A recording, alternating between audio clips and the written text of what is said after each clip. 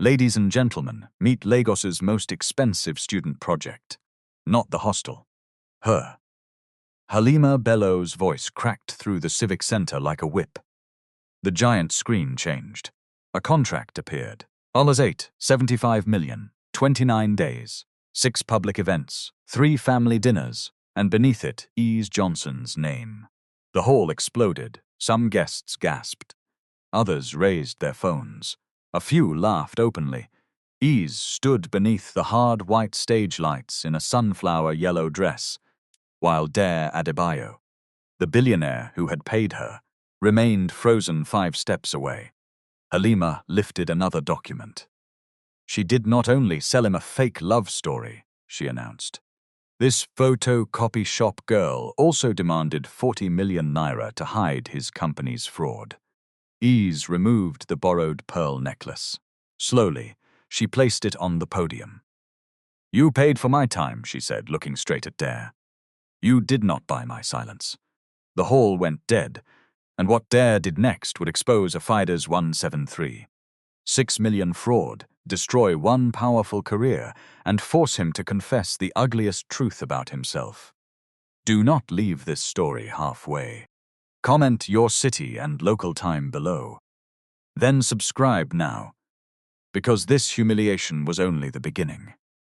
27 days earlier, Ese Johnson had not known that one public question would rearrange her entire life.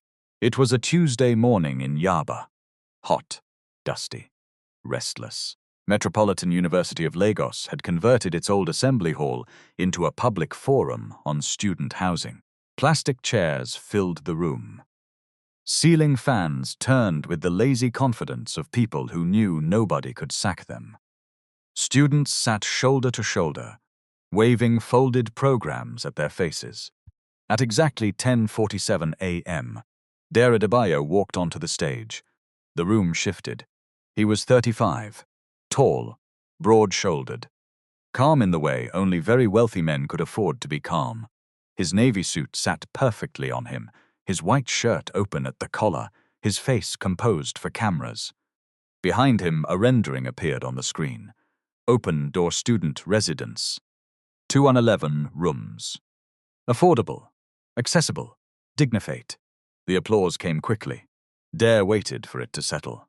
At Adebayo Habitat and Infrastructure, he began. "We believe quality accommodation should not be a privilege for only the wealthy. This project will give students safety, dignity, and opportunity." His voice was smooth, trained. Every sentence landed where it was meant to land. Ese sat in the 6th row with a blue file on her lap and a pen tucked behind one ear. She was 24, in her final year of quantity surveying, and she had spent most of the previous night comparing the project figures published online with actual supplier prices. She had not slept well. She had also not come to clap. When the moderator invited questions, 12 hands went up. Ese's went up last. The moderator pointed at a student in front. Then another. Both praised the project before asking safe questions about application dates and security. Ese kept her hand raised. Finally, the microphone reached her. She stood. "My name is Ese Johnson. Final year, quantity surveying." Dare nodded politely. "Thank you, Miss Johnson. I have 3 questions, sir." A few students turned to look at her. The word 3 made people nervous. Ese opened her file. "You said the accommodation would be affordable, but the published estimate puts the annual bed space at an 487,500 before caution fee and service charge. More than 60% of students in the university survey reported that they cannot sustain anything above transferred 250,000. Dare's smile reduced by 1 degree. She continued. "Second, the design has access ramps, yes, but the slope shown on drawing A17 is too steep for independent wheelchair use. It looks accessible in the brochure. It may not work in real life." The room became quiet. Ese turned 1 page, and third, 3 line items in the preliminary bill appear to overlap. Community consultation is listed twice under different names, while the same drainage survey is costed in both pre-construction and enabling works. A murmur ran through the students. Dare looked at the screen behind him, then at Ese. "Are you suggesting fraud?" "No, sir." Her answer came quickly. "I am suggesting that numbers should be checked before poor students are used to decorate a corporate speech." Somebody near the back said, "Ah." Another person clapped once, then stopped. Dare's jaw tightened. The moderator moved toward Ese, as if the microphone had become dangerous. Dare lifted a hand. Let her finish. Ese looked directly at him. "Students do not need to be told that rich people understand our struggle. We need to see the calculations. We need a working access plan. And we need fees that do not turn dignity into another luxury product." The silence lasted 2 full seconds, then the hall erupted. Not with laughter, with applause. Dare did not join them, but he did not look away from Ese either. By 1:15 p.m., a 42-second clip of the exchange had reached social media. By evening, it had more than 500,000 views. The captions were merciless. "Student dismantles billionaire with his own figures." "Affordable for Wicho? Combrate charity or expensive PR?" At Adebayo Habitat's Victoria Island office, the brand team watched the video in a glass conference room. Halima Bello sat at the head of the table in a ruby-red suit. She was 32, elegant, sharp, and never careless with a word unless the cruelty was intentional. She paused the video on Easy's face. "Who is she?" Marcus George adjusted his glasses. "A student. Final year. No political group. No known sponsor." Halima leaned back. "Poor?" Marcus checked the summary in front of him. "Very." Halima smiled without warmth. "Poor people are becoming too confident these days." Dare entered the room just as she said it. He had removed his jacket. His sleeves were rolled. The controlled calm from the university hall had cracked around the edges. "Say that again," he said. Halima turned. "I said she embarrassed you." "No, you said poor people are becoming too confident." She folded her hands. "And are they not? One student with a borrowed pen is now behaving like she built half of Lagos." Dare's eyes hardened. "She asked questions. She made you look dishonest. That is not the same thing." Marcus cleared his throat. "Our problem is not whether she was right or wrong. Our problem is perception. 2 institutional investors have requested clarification. One radio station is asking whether the access plan meets standards. The board wants a response before Friday." Halima tapped the paused image of Ese. "Then respond properly." Dare looked at her. "What does properly mean?" "It means people need to see that the company is not an enemy of struggling students. Your private life is already creating instability. The press believes you and I may reconcile. My family's group can support the next phase of the project. We make one joint appearance and redirect the story." Dare laughed once. It had no humor inside it. "You leaked that reconciliation story." Halima did not blink. "I corrected the market's uncertainty. We ended our relationship 11 months ago. Relationships end. Strategic alignment remains." Dare walked to the window. 23 floors below, traffic crawled along the road like a wounded creature. The head of public relations, who had remained silent, opened a folder. "There is another option." Dare turned. The woman hesitated.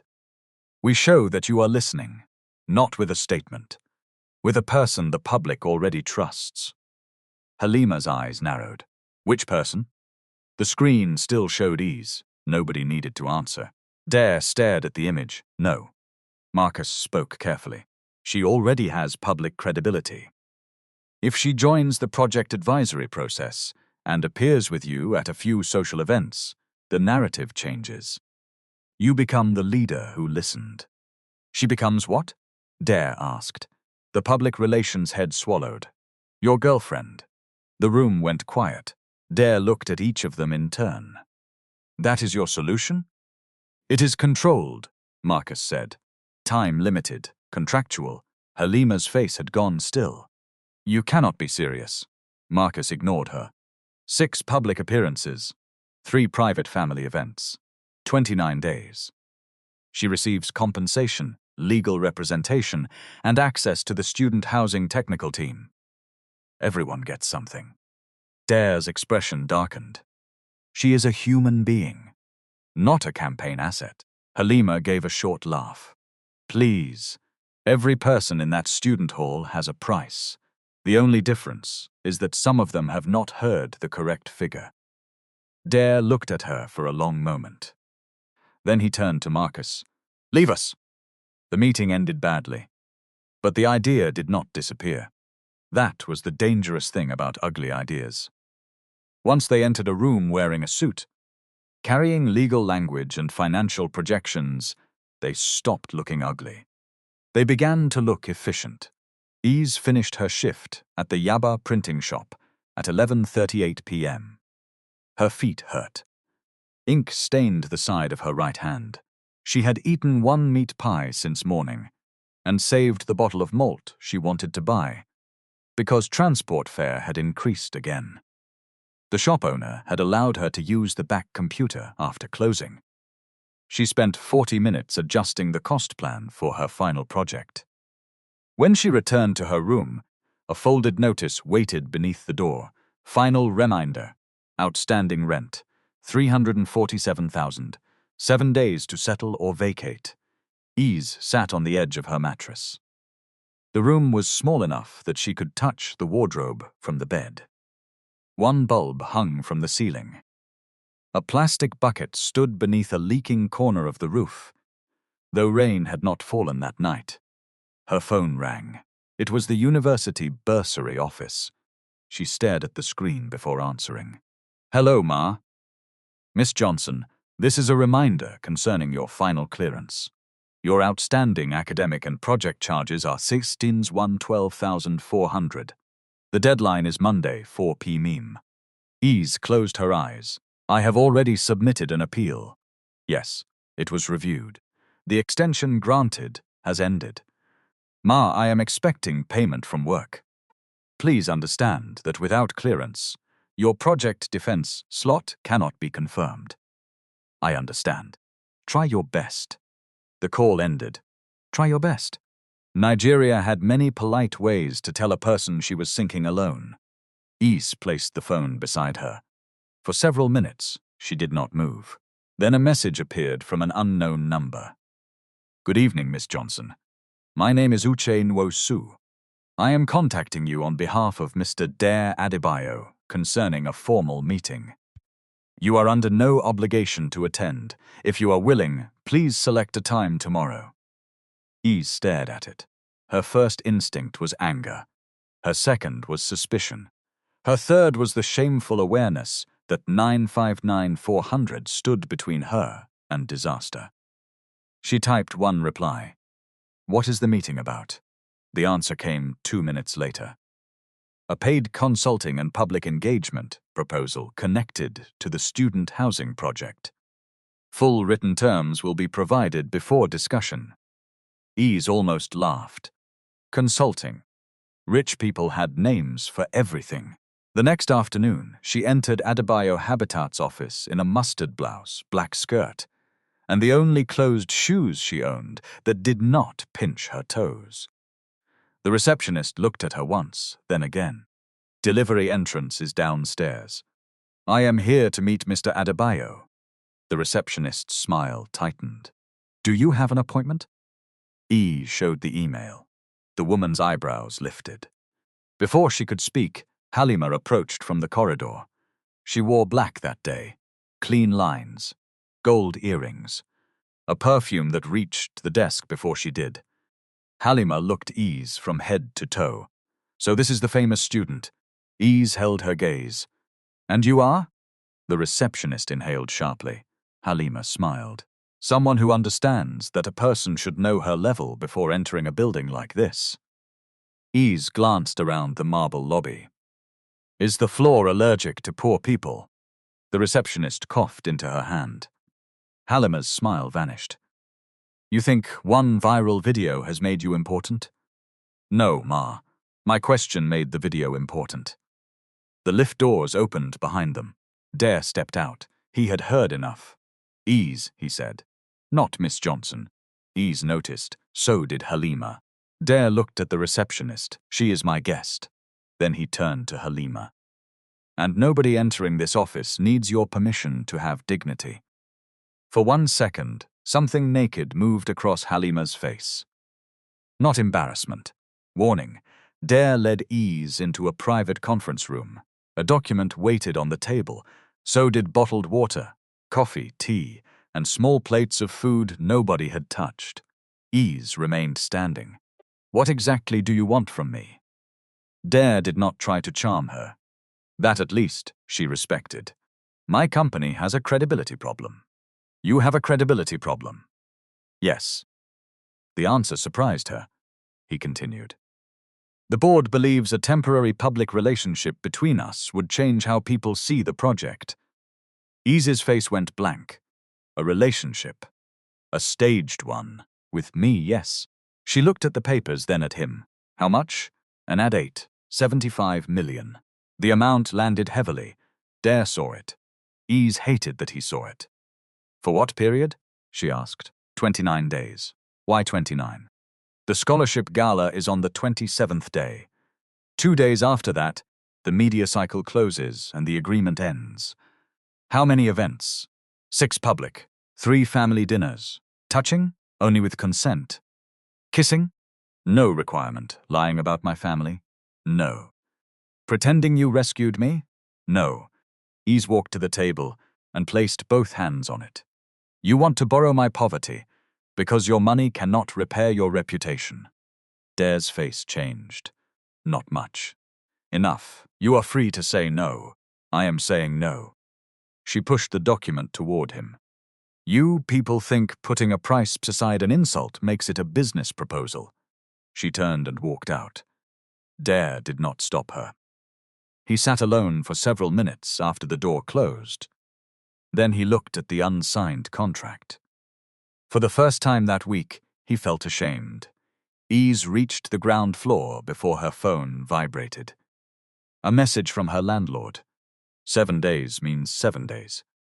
No more stories. Another message followed from the printing shop. Power problem. Shop will close for 2 nights. No shift payment. Ese stopped beside the revolving doors. Outside, Lagos rushed past in heat and noise. She could return upstairs. She could sign. She could pay everything. For 1 painful second, she imagined the relief. Then she walked away. Not because she did not need the money. Because needing money was not the same as surrendering her mind. That evening, Ese called Uche Nwosu herself. I want legal advice, she said. About the proposal. Yes. Did Mr. Adebayo pressure you? No. Did anybody threaten consequences if you refused? No. Then why are you reconsidering? Ese looked at the rent notice on her wall. Because hunger can make an insult look like an opportunity. I need somebody whose stomach is not involved to read the paper. Uche was silent for a moment. That is a sensible answer. I cannot pay your fee. The agreement states that Mr. Adebayo will cover independent legal advice, whether you sign or not. I will represent you, not him. Ese's grip tightened around the phone. Then read everything. I will, and do not pity me. I do not charge extra for pity. A small laugh escaped her before she could stop it. The next morning, Ese returned to Adebayo Habitat. This time, she carried a red pen. Dare entered the meeting room with Uche already seated beside her. The original contract lay open between them. 7 sections were crossed out. 11 sentences were rewritten. A new schedule had been attached. Ese pushed the papers toward Dare. If you still want your fake girlfriend, she said, this is the only version that exists. Dare sat. Uche adjusted his glasses. Clause 4. Miss Johnson will not make false statements concerning her family, financial history, education, or employment. Dare nodded. Agreed. Clause 7. No physical contact beyond what she gives specific consent for at that time. Past consent does not create future consent. Agreed. Clause 9.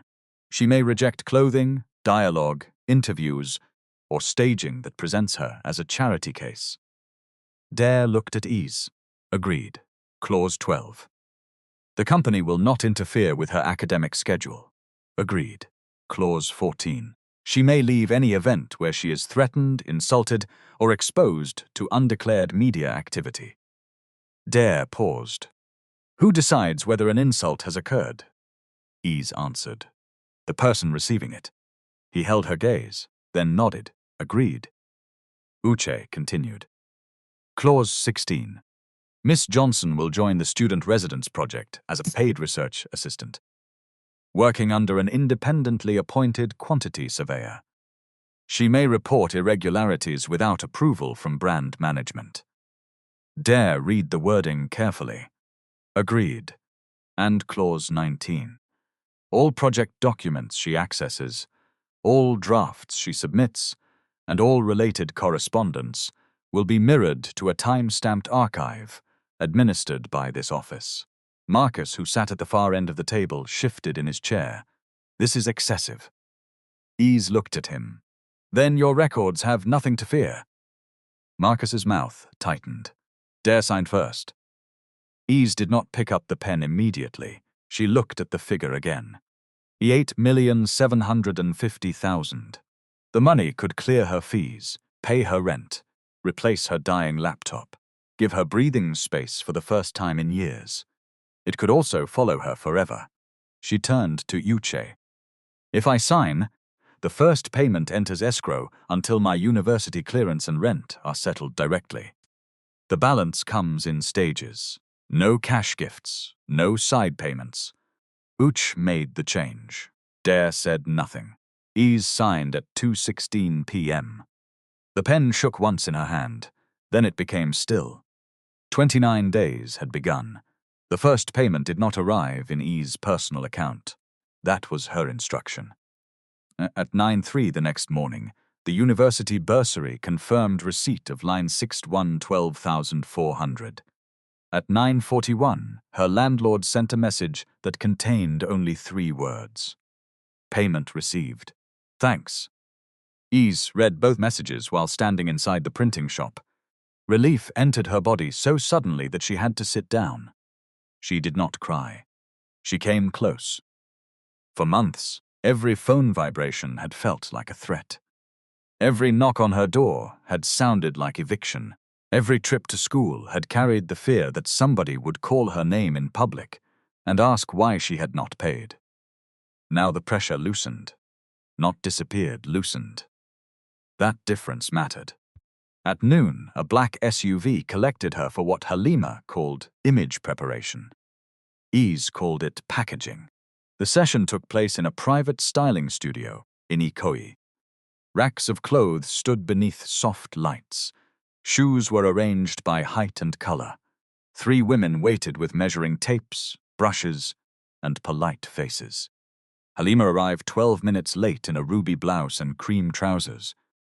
She looked at Ese's canvas handbag. What is that? My bag. It cannot appear near a camera. It carries my books. Not public opinion. Halima turned to one of the assistants. Remove it. The assistant reached out. Ese held the strap. No. Halima's eyebrows lifted. You are not at the photocopy shop. You are representing a man whose wristwatch costs more than your entire street. Ese glanced at Halima's watch. Then his wristwatch should represent him. The assistant looked down to hide a smile. Halima stepped closer. Listen to me carefully. The cameras will inspect everything. Your hair, your shoes, the way you pronounce what words. We cannot allow people to see the raw material. Ese's expression changed. Raw material? The life you had before this contract. That life is still mine. It is exactly what we are trying to improve. Ese opened the red-covered copy of the agreement she carried everywhere. Clause 9. Halima's face tightened. You think waving that paper makes you powerful? No, it makes you accountable. The room became quiet. Ese walked to the rack and selected a teal dress. It was simple, structured, and did not look like it was begging to be noticed. This one is fine. Halima looked at it. It is too modest. It covers my body, it fits the event, and I can walk in it. The gold dress photographs better. The gold dress cannot allow me to sit without prayer. One assistant snorted before turning it into a cough. Halima's stare cut across the room. Ese selected low cream heels and placed them beside the teal dress. Every item I take must be listed. Condition before use, condition after use, estimated value, signature from both sides. Halima laughed. My dear, nobody thinks you will steal. Ese held her eyes. People who say that sentence usually plan to say something else later. By the end of the session, a 2-page inventory had been created. Halima signed it carelessly. Ese signed beneath her. The first public appearance was a scholarship fundraiser at a hotel in Victoria Island. The lobby shone with polished stone and expensive restraint. Guests moved in soft fabrics. Waiters carried drinks that cost more than Ese's weekly food budget. Dare waited near the entrance in a cobalt blue suit. When Ese stepped out of the lift, he stared for half a second too long. The teal dress made her skin glow. Her hair was gathered into a clean, low bun. She wore no heavy jewelry, only small gold studs she owned herself. You look, Dare began. Contractually acceptable? His mouth moved. Almost a smile. You look beautiful. Ese adjusted the small clutch on her wrist. That sentence is not in the script. No. Good. Dare offered his arm. She looked at it. Are cameras already watching? Yes. Then ask properly. He lowered his voice. May I? Ese placed her hand lightly on his arm. You may. It was a tiny exchange. Nobody around them noticed. But Dare did. Inside the ballroom, Halima controlled the seating, the photographers, and the sequence of interviews. Her smile never failed. Her eyes never softened. A television host approached Dare and Ese near the stage. Mr. Adebayo. Lagos did not expect this surprise. How did you two meet? Dare repeated the approved version. At the University Housing Forum. Ese asked difficult questions. I respected that. The host turned to Ese. And how does it feel to have your life transformed by one of Nigeria's most successful young businessmen? Ese's hand remained on Dare's arm. She felt him tense. Halima stood behind the camera, silently shaping words with her mouth. Say the line. Ese ignored her. My life did not begin when I met Dare. The host blinked. Ese continued. I was already working, already studying, already solving problems. Money can remove certain pressure, yes. But when we describe a poor woman as somebody who was rescued, we can easily erase everything she did to survive before help came. The host's smile became uncertain. Dare looked at Ese. She was not finished. I think real support should increase a person's choices. It should not turn the helper into the owner of the person's story. There was a pause. Then a woman beside the camera began to clap. Others joined. The host recovered quickly. That is a powerful answer. Halima's face looked carved from glass. After the interview, she pulled Dare aside. She ignored the prepared response. She answered the question. She embarrassed the message. No. She improved it. Halima's eyes sharpened. This arrangement is not for her to become a philosopher. Dare glanced toward Ese. She was speaking to 2 university students near the food table. No performance, no careful angle. She listened while they described how rising rent was pushing students farther from campus. She is the only person in this room who does not sound rehearsed, he said. Halima stared at him. That is because she does not understand the room. Maybe the room needs to understand her. The words left Dare before he examined them. Halima examined them for him. That night, the interview clip spread faster than the first one. A short phrase from Ese became the headline. Help should increase choice, not own the story. Public reaction shifted. People still questioned Dare's motives, but they stopped calling Ese a lucky student. They began asking for the project figures she had raised. The next morning, Dare sent Ese one message. You were right not to use the prepared line. Ese replied 11 minutes later. I know. Dare stared at the answer and laughed aloud in his office. Marcus, standing near the door with a report, looked disturbed. What is funny? Nothing. Marcus placed the report on the desk. The publicity is improving, but there is a secondary issue. Students are now demanding publication of the detailed bill of quantities. Good. Marcus paused. Good? We promised transparency. Transparency does not mean placing commercially sensitive documents on social media. Then prepare a version that can be published responsibly. Marcus's voice cooled. The board did not approve that. The board approved a dignity and affordability project. If the numbers cannot survive questions, we have a bigger problem. Marcus left with his shoulders tight. Dare did not see the message he sent from the lift. She is already changing him. We need to limit her access. Halima answered at once. Let her enter. It will be easier to bury her inside than fight her outside. The first family dinner took place at Mercy Adebayo's home in Lekki. The house was large, but not loud. Books filled one wall of the living room. Framed photographs stood on tables instead of giant portraits. The furniture looked chosen for comfort, not intimidation. Ese had expected chandeliers and servants, standing in a line. She found Mercy in the kitchen, arranging moi moi on a serving tray. You must be Ese, Mercy said. Yes, Ma. Mercy looked at her carefully. Not rudely, carefully. Dare says you study quantity surveying. He mentioned me. He said you attacked his project with figures. Ese glanced toward Dare. You told her I attacked you? I said, challenged. Mercy smiled. He said attacked first. I corrected him. Dare gave his mother a look. She ignored it. At dinner, Halima arrived without being invited by Dare. She came with wine from her family's estate and the confidence of somebody who believed every door still belonged to her. Mercy greeted her politely. Dare did not hide his irritation. I thought this was family dinner. Halima kissed Mercy's cheek. Am I now a stranger?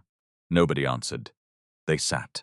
For 10 minutes, the conversation remained safe. Food, traffic, the heat, a recent education policy debate. Then Mercy turned to Ese. What is your final project about? Cost barriers in privately developed student housing, Ma. I am looking at the gap between what developers call affordable and what students can actually sustain. Mercy leaned forward. How do you measure sustain? Not only rent, transport, food, power, data. The cost of time lost when a student lives too far away. Sometimes a room looks cheap on paper, but the full cost pushes the person out of school. Dare listened. Halima sipped her wine. So serious, she said. You would think she was already a consultant and not a girl who spends nights printing other people's assignments. The table went still. Ese placed her spoon down. Before she could answer, Mercy turned to Halima. A person who works at night to remain in schools is not an embarrassment. Her voice was calm. That made it heavier. A person who mocks honest work is. Halima's smile disappeared. I was only joking, Ma. Then learn better jokes. Dare looked down at his plate. Not because he was ashamed. Because he was hiding satisfaction. Ese saw it. For the first time, the corner of her mouth lifted in his direction. Halima saw that too. After dinner, Mercy asked Ese to join her on the veranda. Night air moved through the garden. Lagos hummed beyond the walls. Mercy handed her a cup of tea. You and my son are not in love. Ese nearly dropped it. Mercy continued before she could speak. You watch the cameras before touching him. He asks permission with his eyes. Real couples can be careful, but they are not usually counting. Ese's heartbeat increased. Ma, I am not asking you to confess anything. Mercy looked toward the glass door. Dare stood inside, listening to a call. I am asking whether you are safe. The question reached Ese in a place she had not prepared to defend. Yes. Can you leave? Yes. Do you have your own lawyer? Yes. Then keep your own mind. My son is not cruel. But men who have solved too many problems with money can become dangerous without raising their voice. Ese studied her. You know? I know enough. Will you expose us? Mercy lifted her tea. Your agreement is not my agreement. But I will tell you one thing. If Dare begins to need your heart, the money must leave the table first. Ese looked away. That will not happen. Mercy smiled faintly. My daughter, rich men are not the only people who lie to themselves. The next week, Ese began work on the student residence project under Yusuf Okoro. Yusuf was 41, patient and unimpressed by wealth. On her first morning, he placed a thick file in front of her. You are not here to prove theft, he said. You are here to identify questions. I understand. Do you? Yes, sir. If one price looks high, you do not shout corruption. You check specification, location, timing, quantity, risk, and tax. If it still looks wrong, you document. Evidence first. Ego last. Ese nodded. That is what I want. Good. Because public applause can make a young person careless. I am not here for applause. Yusuf pushed the file toward her. Then show me with your work. For 3 days, Ese reviewed procurement schedules, preliminary bills, consultant invoices, and variation requests. She worked slowly. She made notes in pencil first. On the 4th day, she found the first overlap. Community stakeholder engagement appeared under 2 consultant packages. Different names, same dates, same deliverables. She marked it. Then she found the drainage survey charged once under enabling works and again under site development. She marked that too. The 3rd issue bothered her more. A supplier called Bello Urban Solutions had billed $162. $4 million for accessibility fittings, consultation, and specialist review. The company address matched a building owned by Halama's family group. Did not make an accusation. She wrote 1 sentence. Related party status requires verification. Yusuf reviewed her notes. You are careful. I cannot afford not to be. He looked at the supplier address. This one needs supporting documents. They requested them through the project system. Marcus approved limited release. What arrived was incomplete. No detailed attendance register for the consultation. No independent accessibility test. No breakdown for the specialist fee. Ese leaned back in her chair. Sir, the public report says full access compliance was funded.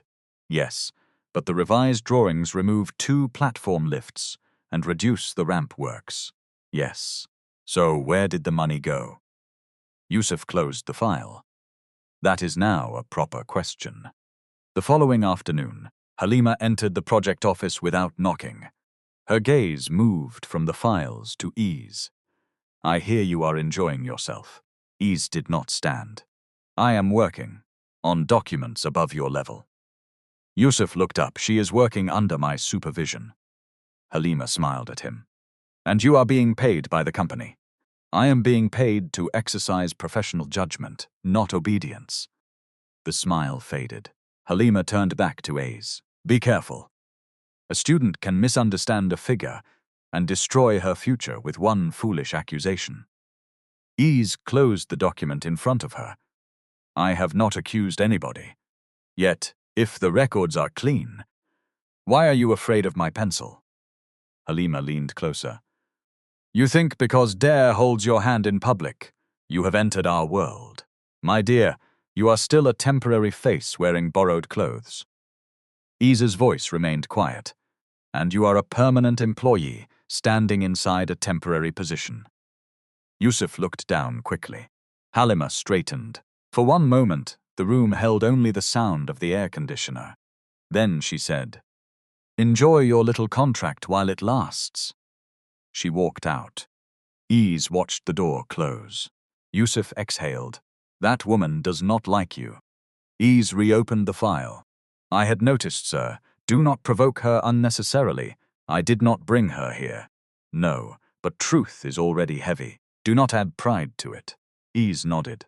It was good advice. She followed it. Mostly. The second public event was a radio interview. The program was live. No editing. No careful ballroom lighting. Just microphones, headphones, and a presenter who enjoyed making powerful people uncomfortable. Dare and S sat side by side. The presenter began with the project, then shifted toward their relationship. Mr. Adebayo, people say Miss Johnson has made you more connected to ordinary Nigerians. Dare answered carefully. She has made me question assumptions. Which assumptions? That planning for people is not the same as listening to them. The presenter nodded. When last did you enter a Danfo bus? Dare paused. Ese looked at him. The presenter waited. Dare cleared his throat. I cannot remember. The presenter laughed. Ah, so how can you understand student transport cost? Dare glanced at Ese, expecting rescue. She adjusted her headphones. I am also waiting for the answer. The studio burst into laughter. Dare did not. After the program, he entered the back corridor with his face tight. You could have helped me. Ese stopped. With what? With what? The question. Did you enter a Danfo recently? No. Then what answer should I invent? You could have redirected. Ese folded her arms. The contract says I am pretending to be your girlfriend. It does not say I should lie whenever reality embarrasses you. Dare's jaw moved. For somebody being paid to support my public image, you seem very committed to damaging it. The words came out sharper than he intended. Ese's face closed. I see. She turned. Dare caught himself. Ese. She kept walking. He followed her to the exit. Ese, wait. She faced him. What? He had many available responses. Defense, authority, a reminder of the agreement. Instead, he said, I was wrong. Ese stared at him. Dare continued. The question embarrassed me because I did not have an answer. That is not your fault. She said nothing. I am sorry. The apology sat between them without flowers, money, or explanation. Ese studied his face. Do you apologize often? Not enough. That one I believe. Dare almost smiled. Are we all right? No. His eyebrows lifted. But we can continue, she said. Being forgiven and being allowed to continue are not the same thing. Dare nodded slowly. Understood. As they walked toward the vehicle, he realized something uncomfortable. Ese did not reward his apology with softness. She simply recognized it. And for some reason, her refusal to make things easy for him made him want to become better. That was how it began. Not with desire, with discomfort. On the 11th day of the agreement, Dare arrived at the Ilupeju construction site without a convoy. No press team, no directors waiting beside the gate. No message had been sent ahead. He wore dark work trousers, a navy shirt, and safety boots that still looked too new. A plain cap covered part of his face. The security guard checked his temporary access slip and waved him toward the site office without recognizing him. That was the point. Dare had spent years visiting projects that became perfect 10 minutes before he arrived. Helmets appeared. Waste vanished. Workers smiled with the desperation of people whose salaries depended on the smile. That morning, he wanted the unprepared truth. A site supervisor named only by his role in the company register saw Dare near the storage area and assumed he was a new administrative assistant. You, the man called. Carry those sample blocks to the testing shed. Dare looked at the stack. Are they not meant to be moved with a trolley? The supervisor laughed. See this fresh boy.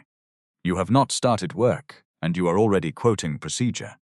Carry them. Dare lifted the first block. It was heavier than it looked. By the third one, dust had entered his shirt, and sweat ran down his back. He was reaching for the fourth when Ese's voice came from behind him. Stop. Dare turned. She wore an orange, reflective vest over a mustard shirt, safety boots, and a white helmet. A rolled drawing rested beneath her arm. She looked at the block, then at him. Where is your induction sticker? Dare touched the front of his helmet. I do not have one. Then you are not cleared for manual handling. The supervisor walked over. He is only carrying blocks. Ese faced him. Only carrying blocks can still damage somebody's back. The man frowned. Madam student, face your measurement work. Sir, the safety procedure is part of the work. Do not teach me my sight. Yusuf approached from the testing shed. What is happening? Ese explained. The supervisor waved a hand. This new boy is behaving soft, and she is carrying him on her head. Dare lowered the block carefully. Ese handed him a bottle of water. I am not carrying anybody on my head. I am asking why somebody without induction was sent to lift samples. The supervisor looked at Dare with irritation. What is your name? Before Dare could answer, Yusuf spoke. His name is Dare Adebayo. The supervisor's face emptied. The sight seemed to pause around them. Dare removed the cap. The man took one step back. Sir, I did not know. Dare wiped dust from his palms. That is the problem. Sir? If you had known, you would have found a trolley. The supervisor opened his mouth. No words came. Dare looked at Ese. She did not appear embarrassed. She looked annoyed. You should have completed induction before entering, she said. The supervisor stared at her as if she had lost her mind. Dare nodded. She is right. He turned back to the man. Arrange a safety review. Not because you made me carry blocks, because you would make a less powerful person do it without protection. The supervisor swallowed. Yes, sir. Ese took the bottle from Dare when he finished drinking and pointed toward the site office. Go and sign in properly. Dare looked at her. Is that an order? It is a safety instruction. He obeyed. For the rest of the morning, Dare remained on site as an ordinary visitor. He watched laborers queue for drinking water from a tank that had run dry. He noticed one temporary staircase without a proper handrail. He heard workers complain that overtime from the previous month had not been paid. Ese heard it too. At lunch, she sat beneath a corrugated shelter with Yusuf and 3 workers. Dare joined them. One worker looked nervous, but Ese continued the conversation. How many hours are outstanding? She asked. 36 for my team, the man replied. They said payroll will correct it next month. Do you have the timesheets? Yes, Ma. Send copies to the independent project email. Not WhatsApp only. The worker glanced at Dare. Dare said, do it. Ese looked at him. You do not need to sound like permission has just been granted for them to report missing wages. The worker stared at his food. Yusuf coughed. Dare sat back. What should I say? Say the complaint will be investigated without retaliation. Dare faced the worker. Your complaint will be investigated without retaliation. If anybody threatens your job because you reported it, send the details directly to Yusuf and copy my office. The worker nodded. Thank you, sir. Ese returned to her food. Dare watched her for a moment. You correct everybody? Only when they are wrong. And who corrects you? Evidence. Yusuf laughed. The sound was warm and unexpected. Later, while Ese measured a corridor width, Dare stood near the doorway. She glanced at him. Do not distract me. I have not spoken. You are standing like a question. He leaned against the wall. Why did you defend me when you thought I was a new worker? Ese checked the tape again. I did not defend you. I defended the rule. That is not the same thing? No. If I defend only people I like, it is favor. If I defend the rule, the next person also benefits. Dare absorb that. She wrote the measurement. Besides, you looked useless carrying those blocks. He laughed. A full laugh this time. Ese looked up despite herself. Sunlight came through the unfinished window behind him. Dust marked his shirt.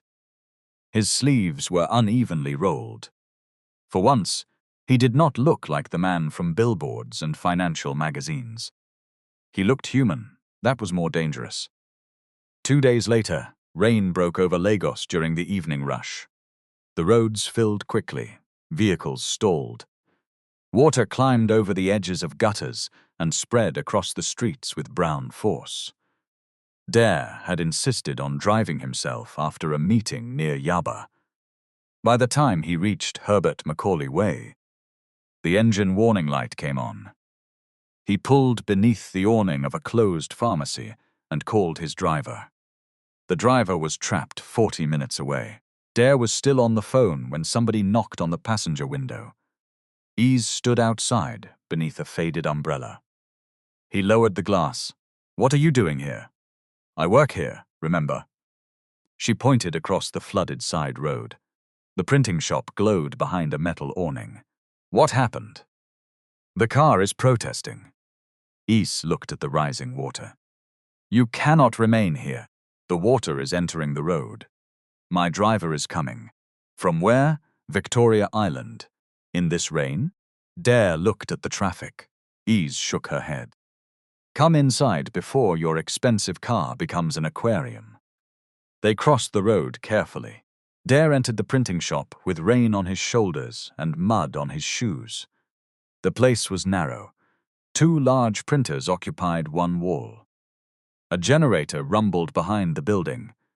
The air smelled of paper, hot toner, and damp clothes. Ese handed him a small towel. "It is clean." "I did not ask." "Your face did." He wiped his hair. At the back desk, a plate of rice and beans sat beneath a plastic cover. "Your dinner?" he asked. "Yes, it is almost 9. "I noticed." She sat and opened a laptop with one broken hinge. The screen flickered twice before coming on. Dare watched her adjust a technical drawing. "You work here every night?" 4 nights a week. Sometimes 5. Then attend lectures in the morning? "Yes." "When do you sleep?" "During motivational speeches." He smiled. The shop owner had already gone home, leaving Ese to complete 2 printing orders. Dare offered to help. She looked at his hands. "You nearly injured yourself with sample blocks." "I can arrange paper." "Can you arrange it according to size?" "I own a construction company." "That was not my question." Dare spent the next hour collating spiral-bound research reports. He made mistakes. Ese corrected them. He did not complain. When her stomach made a quiet sound, he glanced at the covered plate. "Eat." "I am finishing this." "You have been finishing it for 20 minutes. Ese looked at him. "Do not start giving orders." Suggestion. Improve the tone. "Please eat before the rice files a complaint." She laughed. It escaped suddenly, bright, uncontrolled. Dare stopped moving. Ese noticed his expression. "What?" "Nothing. You are staring. I have never heard you laugh like that." Her face softened, then guarded itself again. "You have known me for 13 days. "I know." The rain continued outside. For a few minutes, neither spoke. Dare looked around the shop. At the plastic chair where she rested between jobs. At the old laptop. At the pair of flat shoes drying near the door. At the neat stack of textbooks held together with a belt because the zip on her school bag had failed. He felt an urge he understood well. Fix it. Pay for a new laptop. Replace the bag. Settle a better apartment. Remove every rough edge with one transfer.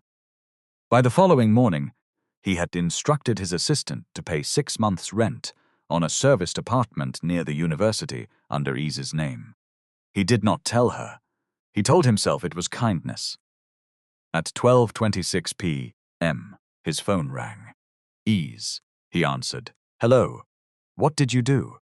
Her voice was low. Dare knew immediately. I arranged something practical. You paid for an apartment. It is closer to school. Better security. Reliable power. Cancel it. Ease, cancel it. You do not have to struggle for everything, and you do not have to own every solution. I am not trying to own you. You used my identification details from the contract to arrange a home I did not request. What do you call that? Dare stood from his desk. I was helping. No, you were deciding. His office became very quiet. Ease continued. The agreement pays me for specific work. I accepted that. It does not give you permission to enter my life through the back door because you feel generous. Dare looked through the glass wall at employees moving outside. I did not mean to disrespect you. Meaning is not magic. It does not remove impact. He closed his eyes for 1 second. I will cancel it. Today. Today. And delete any copy of my identification that is not required for the agreement. I will instruct legal. No. Instruct them to confirm it to Uch. Dare almost objected, then stopped. All right. The call ended. He remained standing for a long time. That evening, Dare went to Mercy's house. His mother found him in the library, turning an unread page. What did you buy? She asked. Dare looked up. How do you know? I bought something. You come here when money fails to produce gratitude, he told her. Mercy listened without interruption. When he finished, she removed her glasses. You used her documents without asking. For the lease? Yes. Then she was right, I know. Do you? Dare placed the book down. I wanted her to be safe. Mercy sat opposite him. My son, control often introduces itself as protection. That is why it enters good homes without knocking. He looked away. She works until midnight. Her room leaks. Her laptop is failing. I can solve those things in 1 hour.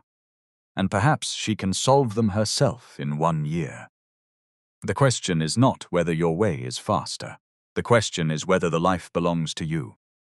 Dare rubbed his forehead. This is difficult. Mercy smiled sadly. Respect becomes difficult only when we are used to obedience. The third public event took place 3 nights later at an architecture exhibition. Ease wore a sunflower yellow dress. Dare wore cobalt blue. When they entered together, cameras turned at once. The color contrast was striking. The photographs would later travel across dozens of websites. But Dare barely noticed the cameras. He noticed that Ease had replaced the torn strap on her old bag herself with a strip of brown leather. He noticed that she thanked every waiter who served them. He noticed that she declined champagne and asked for water because she had a morning presentation. He noticed too much. Near the end of the event, they stepped onto a quiet balcony above the lagoon. Music softened behind the glass doors. Ease leaned against the rail. You have been behaving strangely. Dare stood beside her. How? You are quiet. You complained when I gave orders. I did not ask you to become furniture. He looked at her. She held his gaze. The space between them changed. No audience, no interviewer, no clause could describe it properly. Dare spoke first. I look for you when I enter a room. Ease's fingers tightened on the rail. He continued before courage became strategy. I think about what you will say before I make decisions. When something happens, I want to tell you. When you are angry with me, the whole day becomes wrong. Dare. I know what the agreement says. Then stop. I am not asking for anything. You are telling a woman you pay that you have feelings for her. That is already asking something. His face shifted. Ease turned toward him fully. You may mean well, but I cannot know what is free inside this arrangement. If I reject you, will the work change? Will the access change? Will the payment become difficult? Even if you promise no, the power is still there. Dare's voice dropped. I would never punish you. I believe you think that. The answer hurt more than accusation. "Do you feel nothing?" he asked. Ese looked toward the dark water. "That question is not fair." "Why?" "Because you can afford the answer." Dare went still. Ese faced him again. "You cannot ask me to choose you freely while your money is still sitting on the table." The words settled between them. Dare took one step back. "All right," she searched his face. "That is all? What else should I do?" "Argue. Promise. Offer more money. Rich men usually have a full toolbox. I am learning to leave the toolbox closed." Despite herself, Ese's mouth softened. Dare's voice remained quiet. "The agreement ends in 16 days. I will not raise this again before then. And after. After, I will ask one question. You can answer however you want." Ese's heartbeat moved hard beneath her ribs. She nodded once. They returned to the event separately. Halima watched them enter from opposite doors. She saw Ese's unsettled face. She saw Dare's silence, and she understood. The arrangement had become dangerous. Not because it was fake, because it was becoming real. The following morning, Marcus met Halima in a private dining room on the 5th floor of a members' club. No phones lay on the table. No assistants waited nearby. Marcus placed a printed draft in front of her. "Ese has flagged 4 procurement packages." Halima read the first page. "How much exposure?" Nell 173. 6 million across duplicated services, related party consultancy and unsupported accessibility expenditure. Can Yusuf prove diversion? Not yet. But an independent audit will uncover enough. Halima's eyes moved down the report. Then the audit must become a blackmail attempt. Marcus looked at her. "What exactly are you proposing?" "She already accepted money from Dare. We connect the payment to the report. The contract identifies the payment as a media engagement fee. Public anger does not read clauses." Marcus remained silent. Halima leaned forward. "We create a message from her account demanding 40 million naira to keep quiet. We release it with the girlfriend contract. Nobody will see a whistleblower. They will see a poor girl who tasted money and became hungry." Marcus's fingers tightened around his glass. "That carries risk. So does prison." He looked toward the door.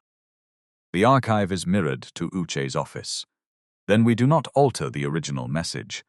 We create a later export and present it first. By the time they verify, the public damage is done." "What about Dare?" Halima's expression hardened. "He will do what men like him always do when love threatens business. He will hesitate. And if he does not, then we make sure Ese believes he did." Marcus looked at the report again. Halima smiled. "Relax. One student cannot survive a full corporate machine." That was the mistake. They saw Ese's poverty. They did not see her preparation. The attack began quietly. On the 20th day of the agreement, a lifestyle blog published photographs of Ese's room. The rusted window frame, the plastic bucket beneath the leaking roof, the old mattress. The caption called it the before picture of Dare Adebayo's latest investment. By noon, strangers were debating whether Ese had planned the relationship from the beginning. Some praised her. Some mocked her clothes. Some calculated how many years of rent he ate. 75 million could pay. One comment read, "She has upgraded from photocopy paper to Billionaire bedsheets." Ese read that one twice. Then she locked her phone. Dare called immediately. "I have asked legal to issue takedown notices." "Who took the photographs?" "We are checking. Only 4 people from your team had the address." "I know. Halima had it." Dare was silent for half a second. "I will investigate everybody." Ese stood inside the project office, one hand pressed to the table. "Everybody?" "I cannot accuse her without evidence." "Of course. Ese, that is not what I mean." "What do you mean?" "I mean I will handle it properly." She looked through the window at the construction site. Properly is a powerful word. People use it when they want the injured person to wait quietly. I am not asking you to be quiet. Then ask your brand director why pictures from a confidential address reached a blog that has promoted her family's projects 6 times this year. Dare's voice changed. I will. Today. Halima denied everything. She denied knowing the blogger personally. She denied authorizing any photograph. She denied accessing Ese's address outside normal contract administration. Dare ordered an internal review. Marcus assigned the review to a compliance officer who reported indirectly to him. The result came back inconclusive. Ese did not believe it. Neither did Mercy. At the second family dinner, the empty chair beside Dare belonged to Halima. She had not been invited. Mercy served pepper soup and watched her son push food around his bowl. You are losing her, she said. Dare looked up. We are not together. That has never stopped a person from losing somebody. Ese had declined the dinner under Clause 14, stating that the leak of her private address created an unresolved safety concern. Dare had accepted the decision. He hated it. Mercy continued. You believe fairness means giving every suspicion equal weight. Is that wrong? Sometimes. When one person controls the system and another person is exposed by it, pretending they stand on equal ground can protect the stronger person. I need proof. Yes, but while searching for proof, you must still protect the person carrying the risk. Dare leaned back. What should I have done? Removed Halima from access pending review. Provided Ese independent security without entering her life. Told the public that publishing a woman's home without consent is wrong, whether she is guilty of anything or not. Dare looked toward the dark window. I issued a statement. You issued legal language. It was accurate. It had no blood inside it. Dare said nothing. The following day, he recorded a short video himself. No company logo. No prepared background. He looked directly at the camera. Sharing a person's private home to shame her is not journalism. It is humiliation. Ese Johnson's financial history does not remove her right to privacy, and nobody connected to my company has permission to use her life as entertainment. We are investigating the leak. Any employee found responsible will face consequences. He posted it without Halima's approval. Public reaction changed again, but inside the company, the war sharpened. Ese and Yusuf completed a preliminary discrepancy report on the 23rd day. It did not accuse any person of theft. It recommended an independent forensic audit and suspension of new payments to 2 vendors until supporting documents were verified. Ese emailed the report through the project system at 6:18 p.m. The message read, Sir, attached is the preliminary review prepared under Mr. Yusuf Okoro's supervision. Due to unresolved duplicate services, related party concerns, and missing support for accessibility expenditure, we recommend independent audit before further certification. Please confirm receipt. The system mirrored the message to Uchi's secure archive. At 6:43 p.m., Marcus accessed the project mailbox. At 7:06, an export file was created. At 7:19, a second version of the email existed outside the system. Its text was different. I have enough information to destroy the company and the scholarship launch. If Mr. Adebayo wants silence, he should arrange Maya 40 million before the gala. This is separate from the girlfriend payment. The forged message was printed, converted to PDF, and attached to an internal alert. At 8:11 p.m., Marcus called Dare. Dare was leaving a dinner with investors. We have a serious problem, Marcus said. What happened?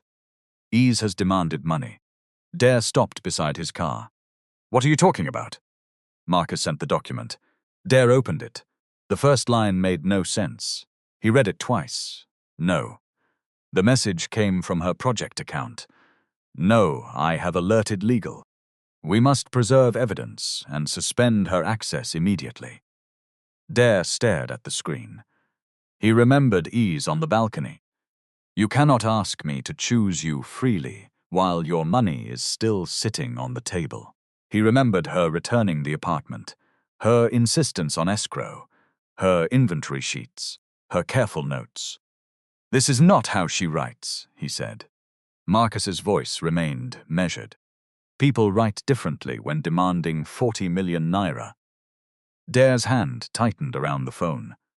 Do not contact her until I speak with Uche. Sir, legal advises immediate suspension. I said do not contact her, but Marcus had already instructed security to deactivate Ese's project access card. At 8:37 p.m, Ese arrived at the site office to collect her annotated drawings. The card failed. A security officer stepped outside. Madam, your access has been suspended by who? Head office. On what basis? I do not know. Her phone rang. Ese, where are you? At the site. Do not enter any meeting without me. A document is circulating that claims you demanded Miser 40 million. For a moment, the rainwater dripping from the roof became the only sound. What? Did you send any message after the audit recommendation? No. Did you discuss payment with anybody? No. Your archived original is intact.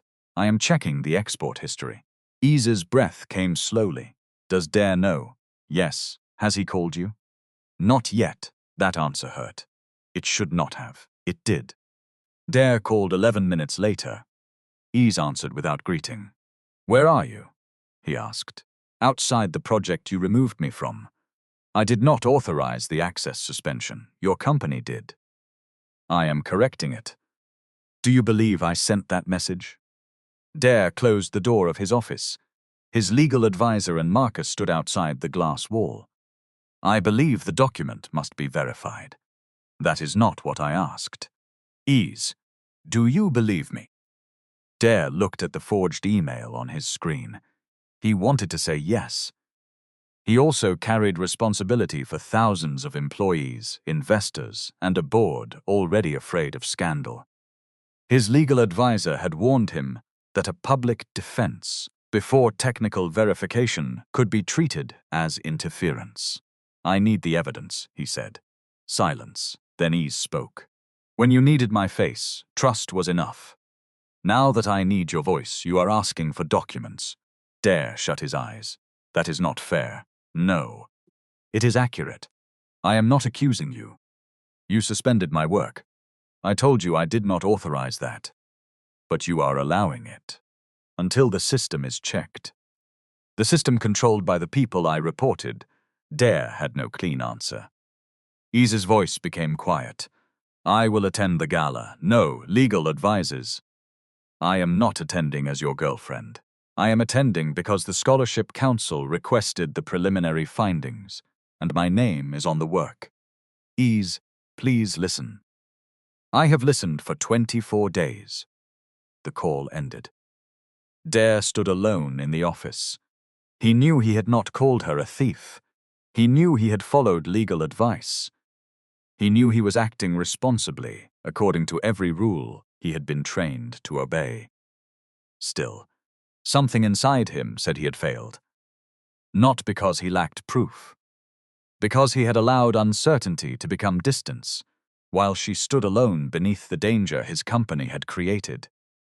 The next morning, Uche confirmed that the email stored in his archive did not contain any demand for money. He also confirmed that the forged PDF had been generated after Marcus accessed the project mailbox. But the technical log identifying the exact workstation required a court-authorized forensic process or voluntary release from the company's central server. Dare ordered the server preserved, Marcus protested. This level of access could expose confidential board material. Dare looked at him across the conference table. Then separate the relevant logs and give them to the independent examiner. The gala is tomorrow. We should postpone. No, sir, if this becomes public. It is already public inside this building. That is where most public disasters begin. Halima entered late. She wore a dark red dress under a black jacket. What have I missed? Dare looked at her. Ese's archived email is clean. Halima did not react quickly enough. Only a fraction of a second. Dare saw it. She recovered. Then perhaps she used another device.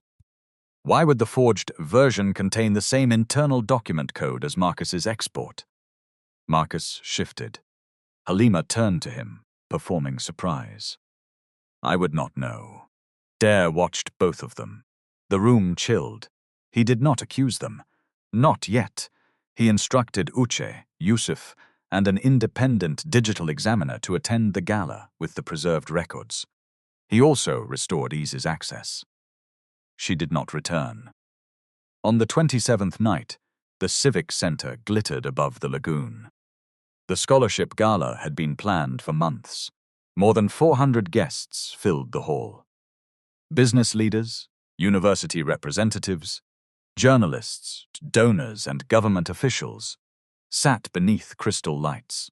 A live broadcast carried the event online. Dare arrived in a cobalt blue tuxedo. Halima wore ruby red. Ese came alone in the sunflower yellow dress listed in the inventory sheet. She had considered wearing her own clothes. Then she decided Halima would not take even that choice from her. At the entrance, security blocked her. Your name has been removed from the principal guest list. Ese opened her phone. I have an invitation from the Scholarship Council.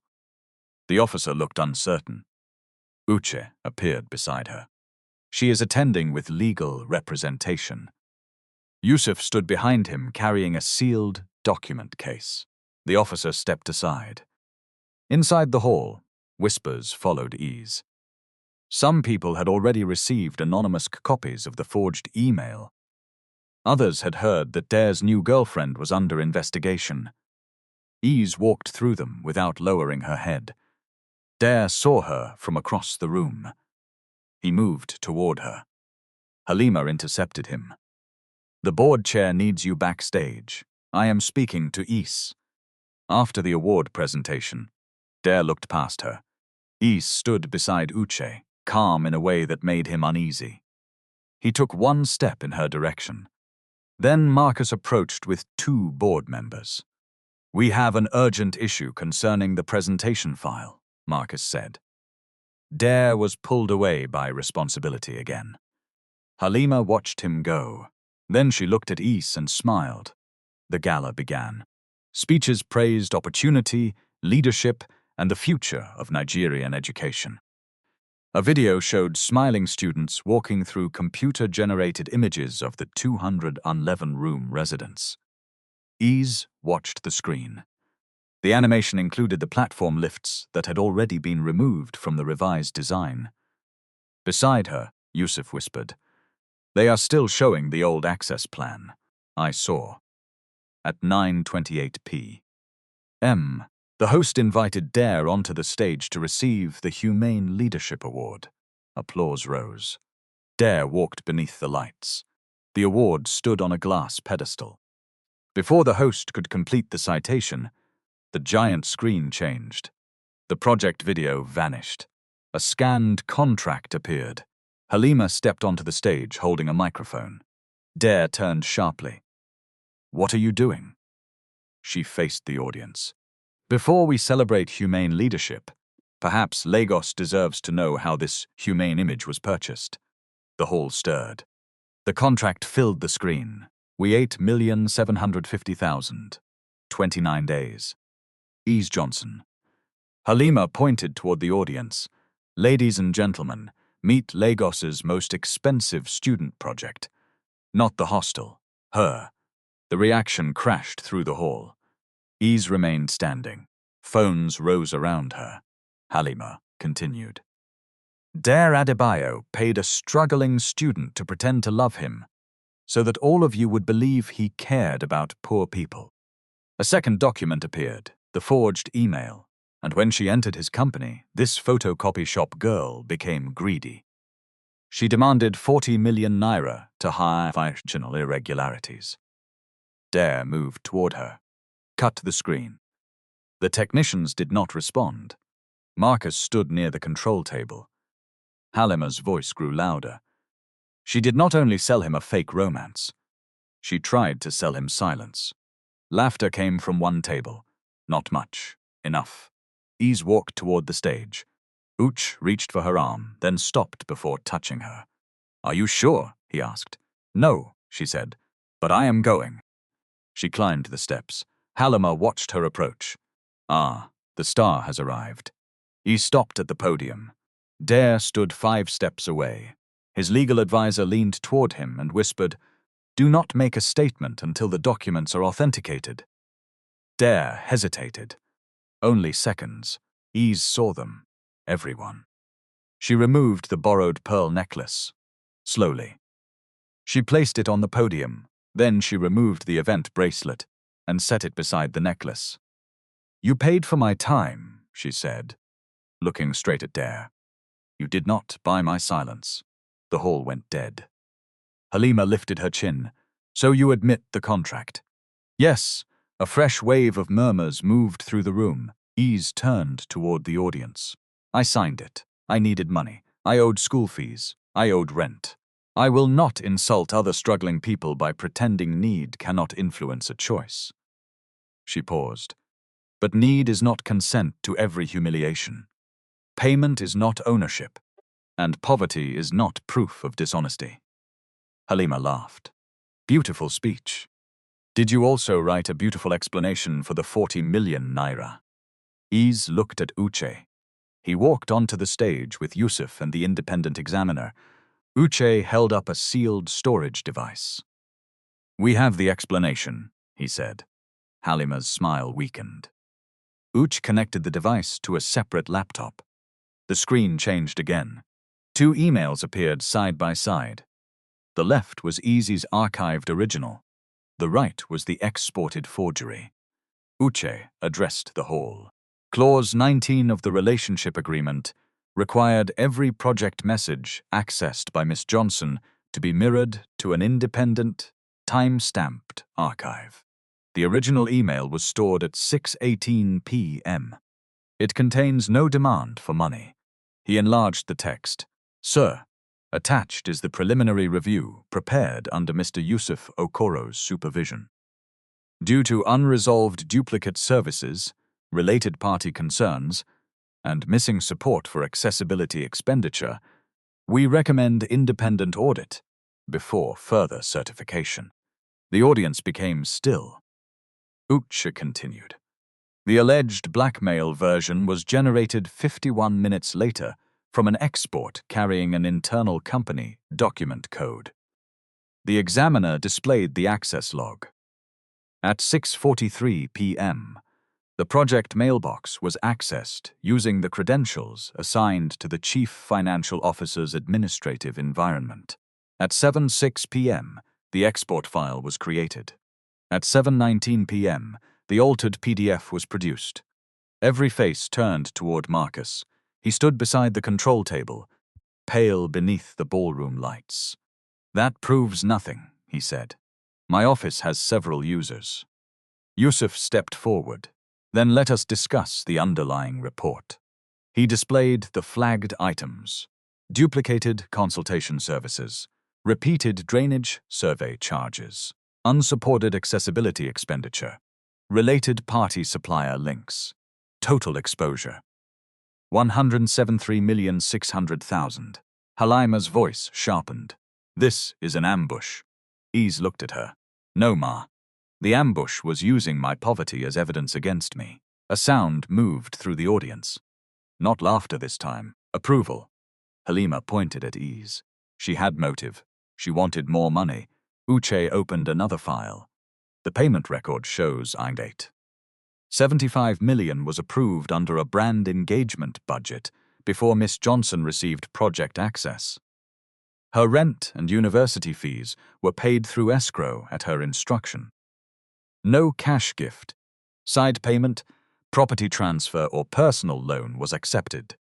He displayed the clothing inventory. Every borrowed item is listed. Every item has been returned or remains on her person tonight. This necklace was signed out at 5:31 p.m. Its return has just occurred in front of more than 400 witnesses. The audience laughed. This time, Halima was the reason. Her face hardened. Dare stepped toward the microphone. His legal advisor caught his sleeve. "Sir, wait." Dare removed the hand. No, he faced the hall. "The contract is real." Silence returned. Dare looked at Ese before continuing. "It was my idea to approve it, not hers. My company had a credibility problem, and instead of earning trust, I tried to rent it from a woman whose financial pressure made refusal expensive." Halima stared at him. Marcus whispered, "Do not do this." Dare's voice carried across the hall. Ese did not create the lie. She negotiated protections inside it. She forced us to publish facts. She reported concerns through the correct process. And when her reputation was attacked, I protected procedure before I protected the person carrying the risk. He looked directly at her. "I was wrong." Ese did not smile. Dare turned toward the award beside him. "I cannot accept a Humane Leadership Award tonight." A murmur spread. He lifted the glass plaque and placed it back on the pedestal. Leadership is not humane because a company pays scholarships. It is humane when the least powerful person can raise a concern without being punished, exposed, or turned into a public lesson. He faced Marcus and Halima. "Effective immediately. Both of you are suspended from all duties and systems, pending independent forensic audit. The board's secretary will preserve your devices and records. No employee is authorized to delete, alter, or remove project material." Halima stepped closer.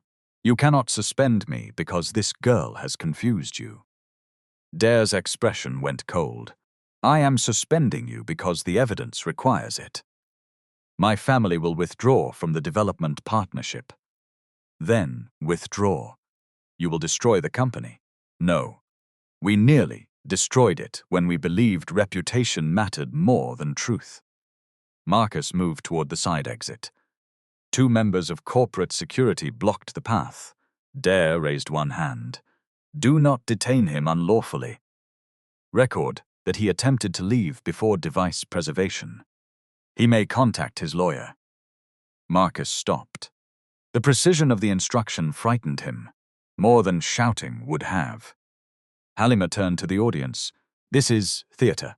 He is sacrificing us because he has fallen for a hired girl." Dare looked at S. For one dangerous moment, emotion moved openly across his face.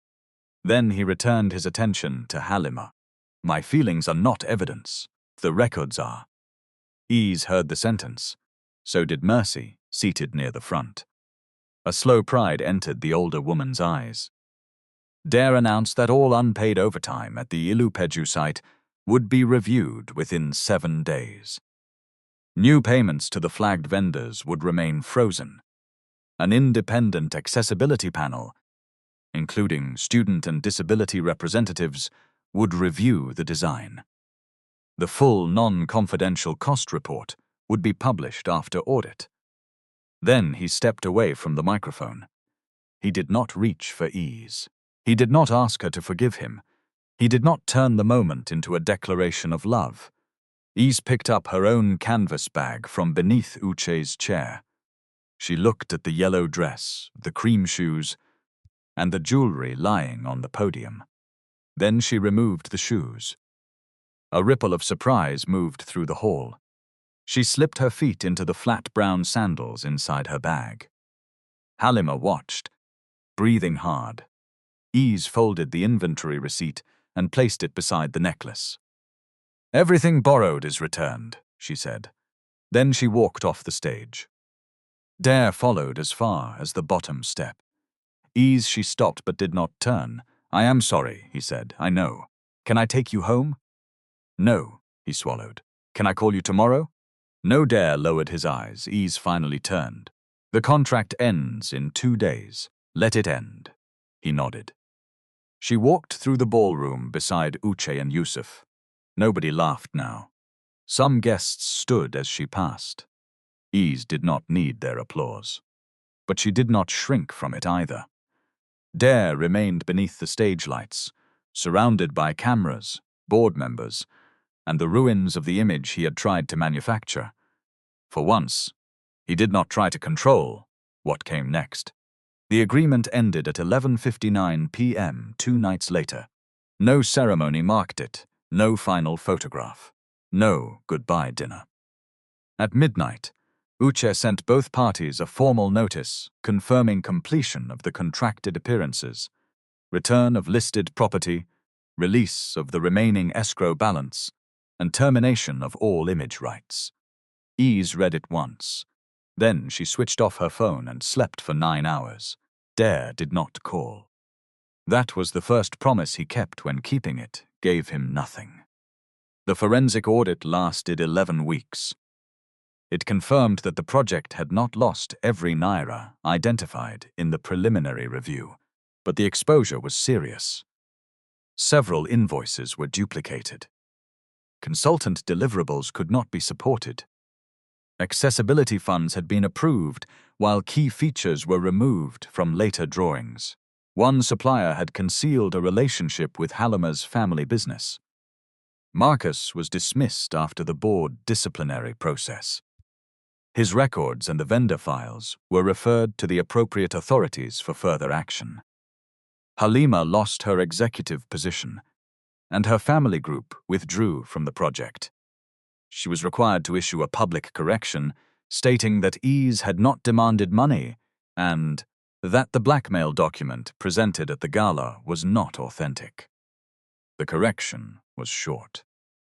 The damage she had caused was not. Dare insisted that the company pay for independent counseling and legal support for employees who had faced retaliation during the project review. He also created a protected reporting channel that bypassed senior management. The company did not name it after him. Ese had warned him against that kind of nonsense. The workers at Ilupeju received their outstanding overtime. The temporary staircase was repaired. Drinking water points were increased. The accessibility plan was reviewed by users who understood what a steep ramp felt like outside a glossy presentation. Some changes cost money. Others cost pride. The second cost was harder for the company to pay. Ese defended her final project on a Thursday morning. She wore a cream blouse she had bought herself and the same black skirt she had worn to Dare's office on the day of the first proposal. 3 assessors questioned her methodology for 46 minutes. She answered carefully. When she did not know, she said so. When one assessor challenged her affordability model, she opened her appendix and showed the transport data. At 1:22 p.m., the panel chair smiled. "Miss Johnson, you have passed." Ese sat still. The words entered slowly. Passed. Not rescued. Not selected for a photograph. Passed. Outside the room, Yusuf waited with a bottle of malt and 2 meat pies. "You look like somebody removed a building from your head," he said. Ese laughed. "It was a very heavy building, sir." He handed her an envelope. Inside was an invitation to interview for a graduate fellowship in construction cost governance. Ese looked at him. "Did Dare arrange this?" "No." "Are you sure?" "The first stage was blind review. Your name was removed. I submitted the paper because it was good." She studied the letter again. "What if I fail the interview? Then fail honestly and apply somewhere else. But do not reject opportunity because you are afraid it may contain somebody's favor." Ese nodded. She attended the interview. She earned the fellowship. 3 months after the gala, Dare sent one message through Uche. "The audit findings are public. The contract is finished. There is no financial or professional obligation between us. May I ask Ese one personal question? If she says no, I will not ask again." Uche forwarded it without comment. Ese stared at the message for an entire evening. The next morning, she replied. He may ask one question. In person. Public place. No cameras. They met at a small restaurant in Yaba on a Saturday afternoon. Dare arrived alone. No convoy waited outside. No flowers covered the table. No expensive gift sat beside his chair. He wore a white shirt and dark trousers. Ese wore teal. For a moment, they simply looked at each other. You look well, Dare said. That is your one question? No, good. It was weak. He smiled. She sat. Dare did not begin with an explanation. He did not list everything he had changed.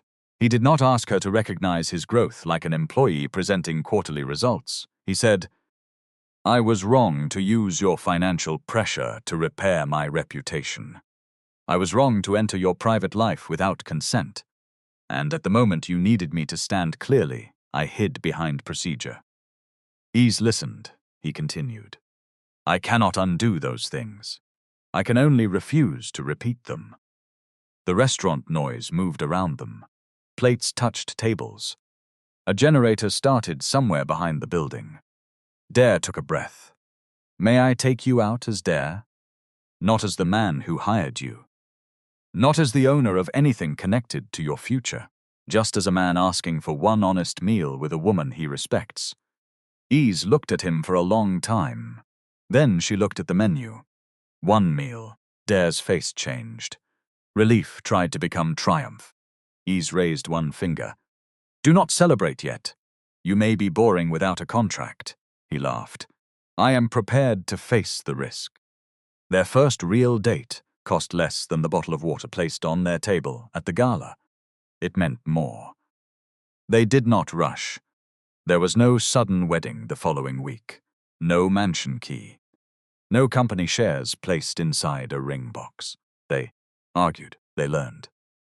Dare sometimes reached for solutions before asking questions. Ese sometimes rejected help before deciding whether it was actually control. Both of them had habits built by survival. Only their forms of survival were different. A year later, the 211-room residence opened. The final rent model included tiered support for students with verified need. A resident council could review service charges. Cost summaries were published. The ramps had been tested by wheelchair users before completion, not merely approved by people standing upright around a conference table. At the opening, a reporter asked why the building did not carry the Adebayo name. Dare handed the microphone to Ese. She looked at the sign above the entrance. Open door residence.